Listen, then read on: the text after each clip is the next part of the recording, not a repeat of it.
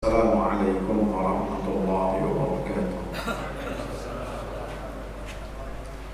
إن الحمد لله نحمده ونستعينه ونستغفره ونعوذ بالله من شرور أنفسنا وسيئات أعمالنا. من يهده الله فلا مضل له ومن يضلل فلا هادي له. أشهد أن لا إله إلا الله وأشهد أن محمدا عبده ورسوله. يا أيها الذين آمنوا اتقوا الله حق تقاته ولا تموتن إلا وأنتم مسلمون. يا أيها الناس اتقوا ربكم الذي خلقكم من نفس واحدة وخلق منها زوجها وبث منهما رجالا كثيرا ونساء واتقوا الله الذي تساءلون به والأرحام إن الله كان عليكم رقيبا. يا أيها الذين آمنوا اتقوا الله وقولوا قولا سديدا يصلح لكم أعمالكم ويغفر لكم ذنوبكم ومن يطع الله ورسوله فقد فاز فوزا عظيما. أما بعد فإن خير الحديث كتاب الله وخير الهدى هدى محمد صلى الله عليه وسلم وشر الأمور محدثاتها وكل محدثة بدعة وكل بدعة ضلالة وكل ضلالة في النار. Hadirin jamaah yang saya muliakan, pada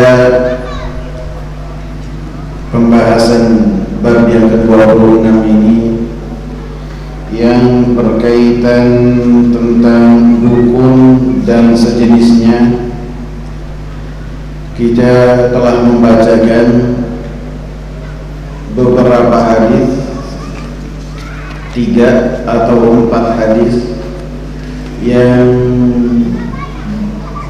bunyi hadis tersebut atau makna hadis tersebut hampir serupa.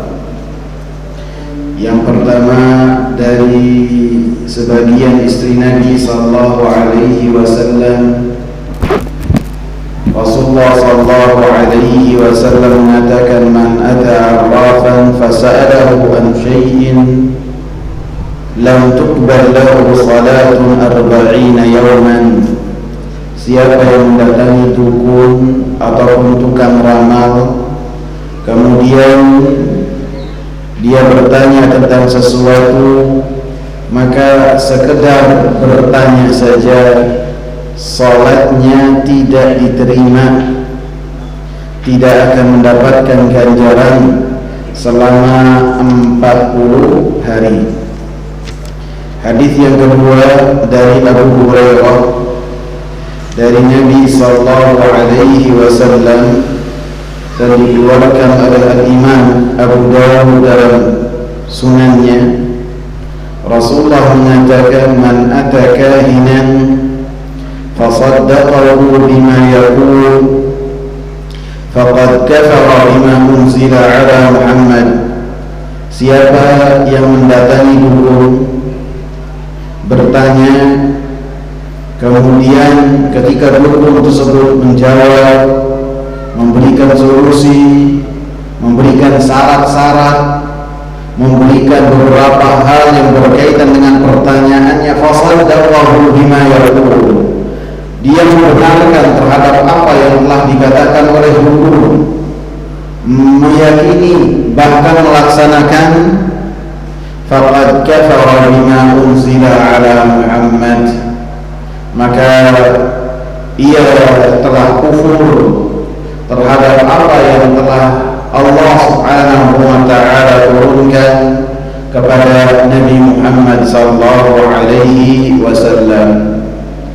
yakni kufur dengan Al-Quran, karena di dalam Al-Quran disebutkan dalam banyak ayat bahwasanya perkara-perkara yang gaib tidaklah ada yang mengetahuinya kecuali Allah Subhanahu wa ta'ala.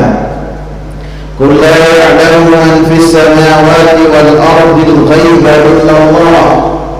Dalam surat An-Naml ayat 65. Katakanlah wahai Muhammad, tidak ada yang mengetahui tentang perkara-perkara gaib yang di langit maupun yang di bumi. Tidak ada mereka yang mengetahui perkara yang gaib kecuali Allah Subhanahu wa ta'ala. Sehingga ketika seseorang membenarkan dukun dan meyakini apa yang dikatakan oleh dukun yang berkaitan dengan perkara-perkara gaib, maka seakan-akan ia mengingkari ayat ini dan ayat-ayat yang serupa. Padahal dalam ayat lain yang sudah kita bahas, para Rasul pun mereka tidak mengetahui tentang perkara-perkara gaib, tidak mengetahui, kecuali ketika yang gaibnya tersebut mereka dapat dari Allah Subhanahu wa ta'ala. Para Rasul tidak mengetahui. Rasulullah mengatakan, atau Allah memerintahkan Rasulullah mengatakan, walau kuntu a'lamul ghaiba lastakthartu minal khairi wa la massani as-su'. Kalau seandainya saya mengetahui perkara yang gaib, niscaya akan saya lebih banyak lagi untuk melakukan kebaikan dan tidak akan sedikit pun saya terkena kejelekan. Akan tetapi Rasulullah SAW tidak mengetahui perkara-perkara yang gaib. Ketika dipanggil makan oleh perempuan Yahudi, Rasulullah SAW datang, dan orang Yahudi tahu apa kegemaran Rasulullah, daging kambing paha yang dagingnya itu nempel dengan tulang. Itu kalau menurut ahli mana Abu Amar nggak ada Abu Amar. Itu bagian daging yang paling enak, yang nempel tulang. Dan Rasulullah SAW pun sudah demikian. Maka perempuan Yahudi ini begitu mau meracuni Rasulullah SAW di bagian paha daging yang dia prediksi Rasulullah suka, ia perbanyak racunnya. Rasulullah makan. Karena apa? Tidak mengetahui perkara gaib, tidak tahu. Sehingga Rasulullah SAW semenjak itu peperangan Khaybar al-Salam sampai dengan Rasulullah SAW, Rasulullah SAW masih merasakan sakitnya dari racun tersebut. Sampai di akhir hayatnya pun Rasulullah SAW masih merasakan ganasnya racun tersebut. Rasulullah SAW tidak mengetahui perkara gaib. Ini orang yang paling dekat dan orang yang paling mulia di sisi Allah Subhanahu wa ta'ala, dan orang yang paling bertakwa tidak mengetahui perkara gaib. Kok dukun, sholat kakak, puasa gak jelas, apalagi sedekah,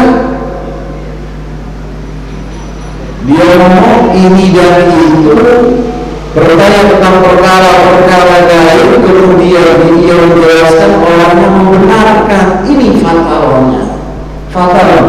Sehingga Rasulullah mengatakan faqad kafara bima unzila ala Muhammad, ia telah kufur dengan Al-Quran yang telah Allah Subhanahu wa ta'ala turunkan kepada Nabi Muhammad sallallahu alaihi wasallam. Hadis yang ketiga dari Abi Hurairah juga dikeluarkan oleh imam yang empat dan Imam Hakim Dari Abi Hurairah, Rasulullah sallallahu alaihi wasallam mengatakan dengan makna yang hampir serupa dengan hadis yang sebelumnya dari Abu Hurairah juga. Man ata arrafan aw bahinan fasaddaqahu bima yaqul faqad kafara bima unzila ala Muhammad sallallahu alaihi wasallam. Siapa yang mendatangi tukang ramal atau dukun, membenarkan apa yang dikatakan oleh keduanya ataupun salah satu di antaranya, maka ia telah kafir dengan apa yang telah Allah Subhanahu wa taala turunkan kepada Nabi Muhammad sallallahu alaihi wasallam. 3 dalil. Dalil yang keempat dari Abu Ya'la. Ini dalil yang ketiga, ini hadis mauquf ya. Hadis mauquf, bukan hadis marfu. Hadis mauquf yang bersumber dari sahabat, maaf. Dalil yang keempat dari Abu Ya'la dengan sanad yang jayyid dari Abdullah bin Mas'ud yang serupa dengan apa yang telah dikatakan oleh Abu Hurairah mauqufan, yang hadis tersebut berhenti kepada Abdullah bin Mas'ud. Hadis mauquf berarti 4 hadis. Kemudian dari yang kelima, wa Imran bin Husain marfu'an, dari Imran bin Husain secara marfu' kepada Nabi sallallahu alaihi wasallam. Nabi sallallahu alaihi wasallam yang mengatakannya, laisa minna man taghayyara aw tughayyara lahu, bukanlah dari kami orang yang dia melakukan taghayyur atau memerintahkan seseorang untuk melakukan taghayyur untuknya, aw takahana aw tuhina lahu, atau dia mendatangi dukun juga dari kami, kata Rasulullah. Dan ataupun orang yang dia memerintahkan seseorang untuk mendatangi dukun yang berkaitan dengan hajatnya, bukan dari kami. Aw sahara aw suhira lahu, dan bukan dari kami juga orang yang melakukan sihir dan orang yang meminta seorang lain untuk melakukan sihir. Wa man ata kahinan aw man ata kahinan fasaddaqahu bima yaqul faqad kafara bima unzila ala Muhammad. Dan siapa yang mendatangi seorang dukun, baik untuk bertanya atau menunjukkan apa yang dia berita dari sihir pula misalnya, kemudian membenarkan apa yang dikatakan oleh dukun ketika dukun ini memberikan resep misalnya, memberikan obat misalnya, ia membenarkan, faqad kafara bima unzila ala Muhammadin sallallahu alaihi wasallam, maka ia telah kafir dengan apa yang telah Allah Subhanahu wa taala turunkan kepada Nabi Muhammad. Untuk berapa hadis? 5 ya? 5 apa 4 ya, Sobat? 5. Hadis yang ke-6, wa rawahu Tabrani fil Awsat bi isnadin hasan min hadits Ibnu Abbas, dan dikeluarkan oleh Imam Tabrani dalam kitab Awsat dengan sanad yang hasan dari hadis Ibnu Abbas serupa dengan hadis yang sebelumnya tanpa waman ata kahinan. Jadi hadis yang ke-6 ini menunjukkan penegasan dengan dalil-dalil yang sangat banyak tentang bahayanya dukun dan perdukunan. Jangan sesekali kita mendekati dan jangan sesekali kita mencoba, karena sangat berbahaya sekali. Sehingga penulis tidak mencukupkan dengan 1 hadis, 2 hadis, akan tetapi sampai 6 hadis, yang 6 hadisnya itu bentuk lafaznya mirip-mirip dan serupa. Kemudian dikatakan, qala al-Baghawi, berkata al-Imam Baghawi, al-arrafu alladhi yadda'i ma'rifatan umum muqaddimatin yustadallu biha 'ala al-masruqi wa makan ad-dallati wa nahwi dhalik. Yang namanya arraf adalah mereka-mereka yang mengaku-ngaku mengetahui perkara-perkara yang dilewati dengan isyarat-isyarat ataupun ciri-ciri, yang dengan ciri-ciri tersebut dengannya ia berusaha untuk mendapatkan barang yang telah dicuri ataupun barang yang hilang ataupun semisalnya. Jadi artinya ketika seseorang kehilangan atau barangnya dicuri ataupun ia kehilangan barang yang berharga, kemudian ketika mencarinya dia datang kepada seseorang, kemudian bertanya, "Pak, tahu nggak di mana motor ataupun mobil ataupun sepeda ataupun jam yang telah hilang dari saya, telah lari dari saya?" Maka kemudian orang yang ditanya bertanya kembali, warnanya apa, jam berapa hilangnya, kemudian di mana tempatnya, setelah itu mengabarkan kepada orang yang kehilangan. Maka ini dikatakan oleh Al-Imam Al-Baghawi sebagai arraf, tukang ramal yang mengaku-ngaku mengetahui perkara-perkara gaib, yang dalam hadis-hadis yang kita bahas tadi, di dalam satu hadisnya disebutkan waman ata arrafan, siapa yang mendatangi arraf, yang demikian yang disebutkan oleh Al-Imam Al-Baghawi. Wa qila huwa al-kahin, dalam pendapat yang lain bahwasanya arraf itu sama juga adalah kahin. Disebutkan juga bahwasanya kahin adalah huwa alladhi yukhbiru 'anil mughayyabati fil mustaqbal, bahwasanya kahin dulu adalah yang mengabarkan tentang perkara-perkara yang akan datang.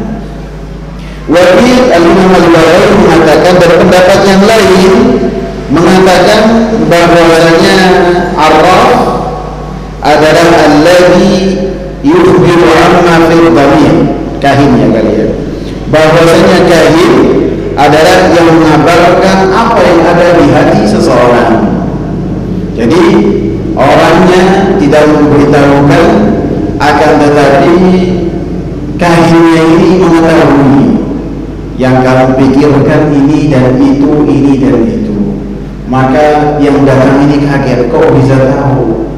Padahal yang mengabarkan kepada kahin ini adalah jin.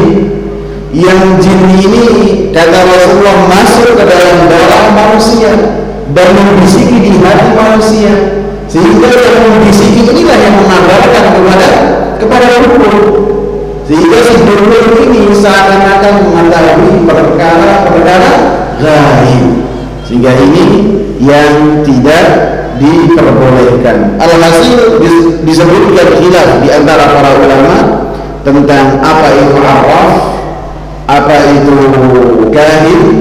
Di antaranya ada yang mengatakan bahwasanya al-arraf adalah yang membahas tentang perkara-perkara yang telah lampau, mengabarkan, akan tetapi tidak dia melihat langsung, akan tetapi dia kabarkan, sehingga dengannya dia seakan-akan mengaku bahwasanya dirinya telah mengetahui perkara yang gaib. Adapun kahin adalah yang berkaitan dengan perkara-perkara yang akan datang, ia kabarkan di bulan ini dan bulan itu akan terjadi ini dan itu. Makanya adalah kahin, dukun. Wa qala Abu Abbas Ibnu Taimiyah rahimahullah, berkata Abu Abbas ini adalah kunyah dari Al-Imam Ibnu Taimiyah rahimahullah. Beliau tidak menikah, berarti beliau tidak memiliki keturunan, akan tetapi beliau memiliki kunyah. Kunyah itu adalah ketika seseorang dipanggil dengan disandarkan kepada anaknya. Dan ini adalah kebiasaan orang-orang Arab pada zaman jahiliyah dalam rangka mengagungkan seseorang, ataupun lebih tepatnya menghormati seseorang. Ketika menghormati seseorang, maka dipanggilnya bukan dengan mas, bukan dengan bang, akan tapi dengan apa? Dengan Abu Fulan, dengan Abu Fulan. Maka otomatis orang yang dipanggilnya itu merasa terhormati dan tersanjung dengan panggilan tersebut. Nah, kebiasaan seperti ini diteguhkan dan ditetapkan oleh Islam.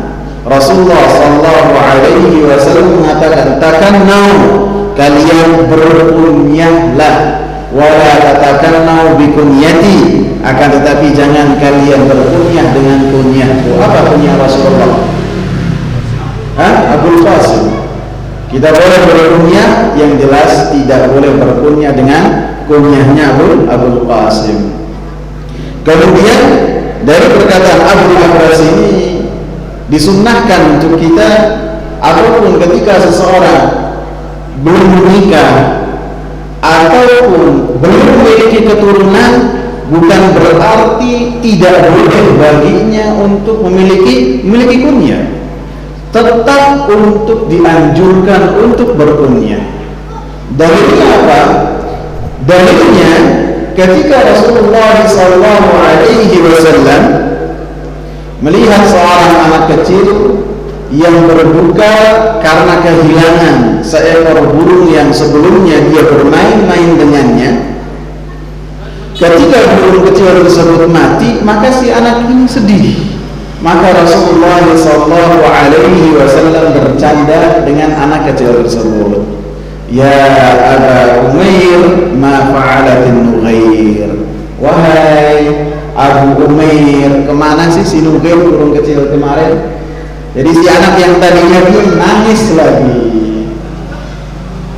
Dan di antara faedah pelajaran dari hadis ini bahwasanya seorang anak kecil pun ataupun yang belum menikah pun dianjurkan untuk memiliki kunyah. Tidak harus menunggu sampai dia memiliki anak kemudian memiliki kunyah, tidak. Bahkan bisa jadi ketika seorang menikah dan belum mendapatkan karunia anak, dianjurkan untuk berkunyah. Contohnya siapa? Abu Hurairah bisa. Abu Hurairah. Siapa lagi? Siapa? Ummu Abdillah, Aisyah radhiyallahu anha, maka beliau berkunyah dengan kunyah Ummu Abdillah, padahal beliau tidak memiliki keturunan. Sebagian ulama mengatakan beliau berkunyah dengan kunyahnya Ummu Abdillah karena beliau hidup bersama dengan Abdullah, ponakannya, semenjak Abdullah ini kecil, seakan-akan Abdullah tersebut anaknya. Wallahu ta'ala alam. Alhasil itu adalah satu sunnah dalam kita mengagungkan seseorang, sehingga terhadap orang-orang kafir kita tidak boleh memuliakan mereka dengan memanggilnya dengan panggilan kunyah, tidak boleh. Walaupun orang kafirnya itu orang Arab memang ada orang kafir banyak. Ketika dianya itu bermuamalah dengan kita, maka kita tidak boleh memanggilnya dengan panggilan kunyah, karena panggilan kunyah ini untuk menghormati. Dikecualikan apabila orangnya itu terkenal dengan kunyahnya tersebut, sehingga hampir orang tidak mengetahui nama aslinya siapa. Contohnya siapa? Abu Lahab, barakallahu fiik. Abu Lahab ini apa namanya, kunyah. Apakah ketika kita memanggilnya dengan Abu Lahab menghormati? Tidak. Akan tetapi karena dia sudah sangat terkenal dengan nama Abu Lahab. Namanya siapa? Namanya siapa? Ini pamannya Nabi. Namanya Abdul Uzza. Namanya Abdul Uzza bin Abdul Muttalib. Jadi paman-paman Nabi yang bertemu dengan Nabi sallallahu alaihi wasallam, ada di antara mereka yang memeluk Islam, dan ada di antara mereka yang tidak memeluk Islam. Yang unik bahwasanya yang memiliki nama-nama penghambaan kepada selain Allah tidak memeluk Islam, dan yang memiliki nama yang tidak memiliki penghambaan kepada selain Allah memeluk Islam. Abu Lahab namanya Abdul Uzza, yang artinya hambanya Uzza, mati dalam kekufuran, bahkan memerangi Rasulullah. Kemudian Abu Talib, nama aslinya siapa? Ini kunyah juga. Nama aslinya Abdul Manaf. Abdul Manaf, hambanya Manaf, hambanya berhala, tidak masuk Islam, mati di atas kekufuran. Beda dengan Hamzah, beda dengan Al-Abbas, mereka semua masuk Islam. Ini dijelaskan oleh para ulama yang berkaitan dengan sir rahasia di antara nama-nama paman-paman Nabi, yang diantaranya masuk Islam dan diantaranya tidak masuk Islam. Bisa juga disebutkan bahwasanya nama berpengaruh terhadap kepribadian seseorang. Kemudian di sini dikatakan perkataan oleh Imam Abu Abbas Ibnu Taimiyah rahimahullah, Al-Arrafu ismun lil kahin. Beliau berpendapat berbeda dengan Al-Imam Al-Baghawi. Beliau menyatakan bahwasanya tukang ramal ya sama saja hukum. Wal munajjimi wal rahmali wa nahwihim, seperti juga munajjim, ahli nujum, yang mengaku-ngaku mengetahui perkara-perkara gaib yang dilihat dari pergerakan-pergerakan benda-benda langit. Warahman, demikian juga orang-orang yang mengaku mengetahui perkara gaib dengan melalui coret-coret di pasir. Semuanya dikatakan oleh Imam Ibnu Taimiyah rahimahullah mimman yatakallamu fi ma'rifatil umuri bihadhihi turuq. Mereka lah yang berbicara tentang perkara-perkara gaib dengan cara-cara demikian. Jadi kata beliau sama saja, baik itu arraf, baik itu kahin, maka mereka lah yang mengaku-ngaku mengetahui perkara gaib dengan cara mereka bermuamalah, meminta bantuan terhadap jin. Yang jin ini ketika memenuhi bantuan atau permintaan dari orang-orang dekat di antara jin, tentu karena jin berhajat, karena jin memiliki kebutuhan, memiliki keinginan. Keinginannya apa? Supaya para wali-walinya melakukan kesyirikan kepada Allah Subhanahu wa ta'ala, sehingga permintaan mereka dipenuhi. Wa qala Ibnu Abbas fi qaumin yaktubuna abajadin wa yanzuruna fin nujum. Berkata Al-Imam Abdullah Ibnu Abbas yang berkaitan dengan orang-orang yang menulis tentang abajad, wa yanzuruna fin nujum, dan mereka melihat di bintang. Beliau mengatakan, ma ara man fa'ala dzalika inda Allah min khalaq. Saya tidaklah mendapati mereka yang melakukan hal tersebut di sisi Allah Subhanahu wa ta'ala. Mereka memiliki bagian di sisi Allah Subhanahu wa ta'ala. Artinya mereka adalah orang-orang kafir. Antum bayangkan, yang mendatangi mereka saja sholatnya ada yang tidak diterima, yang mendatangi bertanya tanpa membenarkan, seperti yang sudah saya sebutkan, bagaimana sholatnya orang yang didatangi. Dan ketika ada yang mendatangi kemudian bertanya, membenarkan, maka ia kufur terhadap Al-Quran Karim.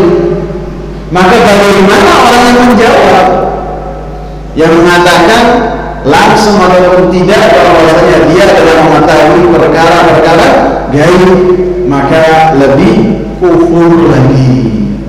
Maka dikatakan oleh Imam Abdullah bin Abbas radhiyallahu anhu terhadap orang-orang yang menulis abjad. Abjad ini adalah susunan aksara orang-orang dahulu.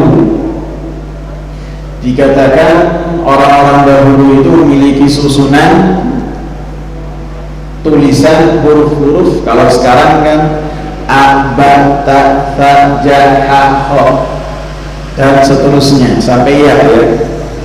Kalau urutan orang-orang dahulu termasuk pada zaman jahiliyah, walaupun sebagian besar di antara mereka tidak menulis, mereka memiliki susunan huruf tersendiri.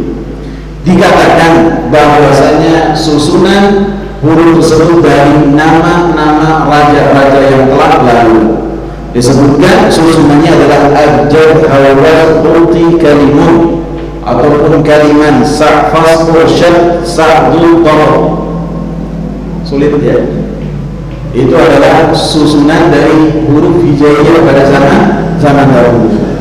Nah, apabila menggunakan huruf al-abjad ini dalam rangka untuk menyusun tulisan, bahkan sebagian orang Arab, bahkan para ulama yang mungkin 100 tahun sebelum kita, di antara mereka ketika menulis penanggalan pun dengan menggunakan aksara ini. Seperti Al-Imam Ibn Sa'di dalam karya tulisnya, beliau mengucapkan syair, kemudian mengisyaratkan kapan sih tulisan beliau selesai dengan membawakan aksara-aksara ini. Begitu juga terkadang paragraf ketika seorang menulis satu dengan yang lainnya dibedakan dengan huruf aksara ini. Ketika saya dari SMA baca tulisnya itu pakai bahasa Arab. Dari SMA di pesantren Al-Irsyad Tengaran sana sampai Libya, yang namanya soal jawab di tes baik pertengahan ujian semester ataupun ujian semester pakai bahasa Arab semua. Nah, kalau misalnya ada satu pertanyaan pertama, nanti ada anak pertanyaannya. Nah, anak pertanyaannya menggunakan abjad demikian. Anak pertanyaan pertama, kalau kita kan A, B, C, D. Kalau orang-orang yang menulis sampai saat ini menggunakan abjad ini, abjad hawaz. Anak pertanyaan pertama menggunakan alif. Anak pertanyaan yang kedua menggunakan ba. Anak pertanyaan yang ketiga bukan ta, tapi langsung jim. Nanti anak pertanyaan yang keempat langsung dal. Ini dari kata abjad hawaz karena digunakan sampai sekarang juga ada. Nah, apabila penggunaannya demikian, maka tidak apa-apa, boleh. Tapi yang dimaksud oleh Imam Abdullah Ibn Abbas rahimahullah adalah mereka yang menyangkutkan atau mengaitkan huruf-huruf abjad hawaz kalaman dengan bilangan-bilangan tertentu yang mereka yakini, kemudian setelah itu disamakan dengan apa yang terjadi di langit, baik bintang ataupun benda langit lainnya. Setelah itu mengabarkan perkara yang gaib, akan terjadi ini dan itu, akan terjadi ini dan itu. Maka yang melakukan demikian dikatakan oleh Imam Abdullah bin Abbas, mereka itu adalah orang-orang yang telah mengaku mengetahui perkara yang gaib, sehingga beliau meyakini di akhirat kelak mereka tidak memiliki sedikit pun bagian di sisi Allah Subhanahu wa ta'ala. Masih ada berapa menit? 3 menit ya. Kalau kurang ditambah waktunya ya.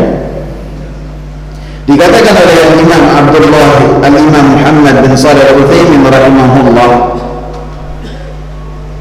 beliau mengatakan wa tariqul hifzi, beliau mengatakan sebelum-sebelumnya. Inna man yas'alul jinna aw man yas'alul jinna wa yusaddiquhum fi kulli ma yaquluna fa hadha ma'siyatun wa kufrun. Siapa yang bertanya kepada jin, langsung punya akses untuk bertanya kepada jin, ataupun bertanya kepada orang yang mampu bertanya kepada jin, kemudian membenarkan apa yang dikatakan oleh jin ataupun orang yang bertanya kepada jin, maka dikatakan ini adalah kemaksiatan. Dan bukan hanya kemaksiatan, akan tetapi kemaksiatan yang paling besar, yakni kufur dan syirik. Tentu akhirnya akan syirik, karena jin akan meminta bagiannya, akan meminta upah dari jerih payahnya. Tidak mungkin dia memberikan itu semua dalam keadaan gratis, tidak. Dia berhajat untuk mendapatkan sesuatu dari orang yang minta kepadanya apa? Melakukan peribadatan untuk dirinya, sehingga melakukan kesyirikan kepada Allah Subhanahu wa ta'ala. Beliau katakan, Al-Imam Muhammad bin Shalih Al-Utsaimin rahimahullah mengatakan, wa tariqu lil hifdzi min al-jinni huwa qira'atu ayatil kursi. Bahwasanya solusi jalan keluar untuk kita itu menjaga diri kita dari jin, yaitu dengan membaca ayat kursi, ayat kursi. Faman qara'aha fi lailatin lam yazal alaihi minallahi hafiz. Maka siapa yang membacanya di malam hari sebelum dia tidur, maka apabila dia membaca ayat kursi, maka akan ada penjaga dari Allah Subhanahu wa ta'ala, akan ada yang menjaga dirinya. Wala yaqrabuhu syaitanun, maka syaitan, jin dan yang semisalnya tidak akan mampu mengganggunya, tidak akan mampu mengusiknya dan menggodanya sampai bertemu dengan waktu subuh, sampai pagi. Dan ini kabarnya Rasulullah SAW yang membenarkan. Jadi kabar ini terjadi ketika Abu Hurairah radhiyallahu anhu diperintahkan oleh Rasulullah SAW untuk menjaga beras zakat atau zakatul fitri di akhir bulan Ramadan. Maka ada yang mendatangi apa yang beliau jaga, kemudian mengambil gandum yang dikumpulkan ataupun dijaga oleh Abu Hurairah. Maka ketahuan oleh Abu Hurairah radhiyallahu anhu, kemudian beliau mengatakan, wallahi la arfa'annaka ila Rasulillah sallallahu alaihi wasallam. Demi Allah, saya akan melaporkan kasus ini kepada Rasulullah sallallahu alaihi wasallam. Kemudian orang ini mengatakan, pencuri ini mengatakan, tolong kasihanilah saya ini orang yang lagi butuh sama makanan, dan keluarga saya banyak, dan kebutuhan saya sangat luar biasa, sangat mendesak sekali. Maka kata Abu Hurairah, karena kasihan saya lepas, karena memiliki alasan-alasan, kemudian lepas. Ini sunnah yang harus dijaga nih. Kalau ada pencuri ditangkap saja, jangan dihabisin, dipukulin sampai ada yang dibakar, jangan. Ya, kalau antum mau dikasih kelebihan yang berwajib, jangan antum yang menzalimi seperti yang telah dilakukan oleh Abu Hurairah. Beliau mengatakan, akan saya laporkan kepada Rasulullah SAW. Maka di pagi hari Rasulullah SAW berjumpa dengan Abu Hurairah, dan Rasulullah mengatakan, wahai Abu Hurairah, apa yang dilakukan tawananmu tadi malam?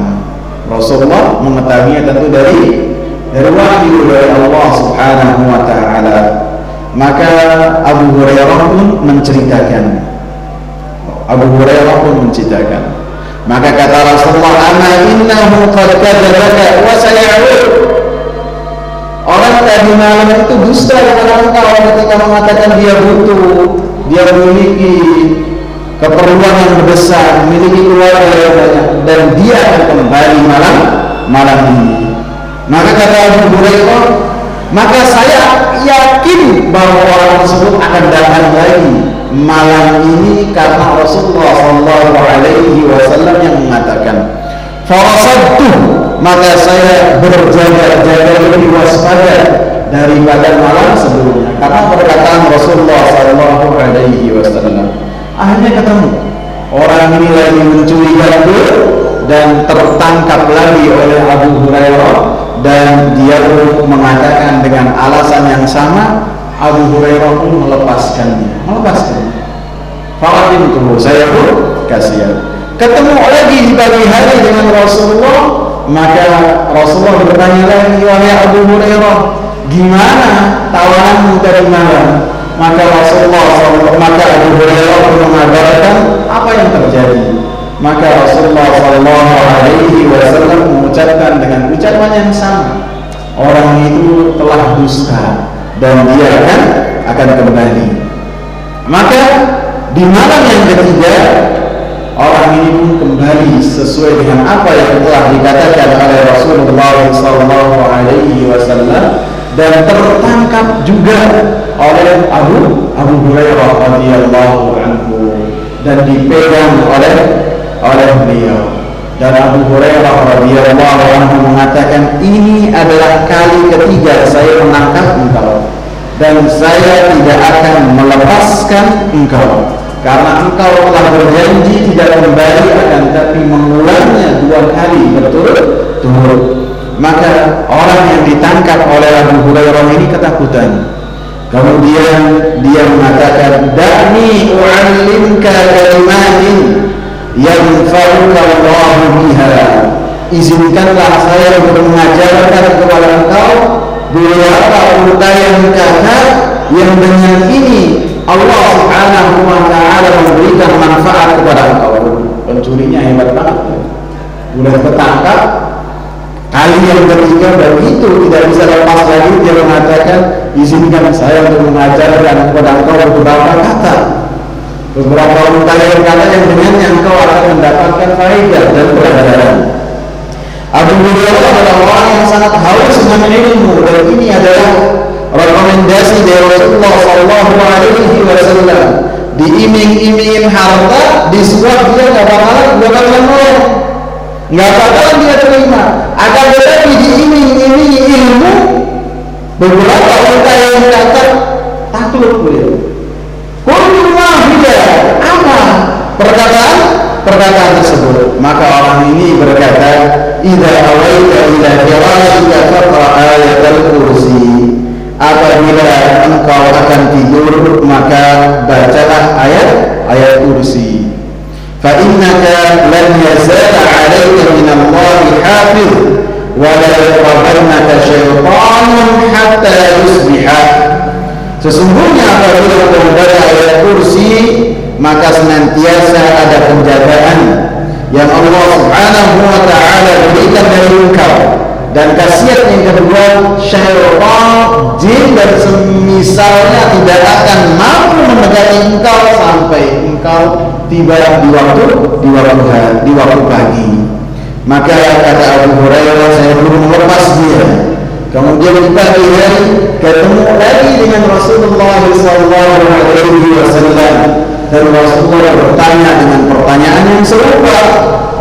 Maka Abu Hurairah pun menceritakan apa yang terjadi, bahwasanya orang ini mengajarkan kepada saya beberapa kalimat, beberapa perkataan. Maka kata Rasulullah SAW, "Ana innahu qad sadaqaka wa huwa kadhub." Bahwasanya orang itu telah berkata benar kepada engkau, padahal dia itu suka berdusta. Raja berdusta dia. Akan tetapi tadi malam ketika berguru berkata untuk mengajarkan kepada engkau beberapa kalimat, maka dia telah benar. Ta'lamu man tukhatibu mundu kalam layal Abu Hurairah. Apakah kau mengetahui siapa yang dengannya kau berbicara selama 3 malam berturut-turut? Abu Hurairah mengatakan, saya tidak tahu ya Rasulullah siapa.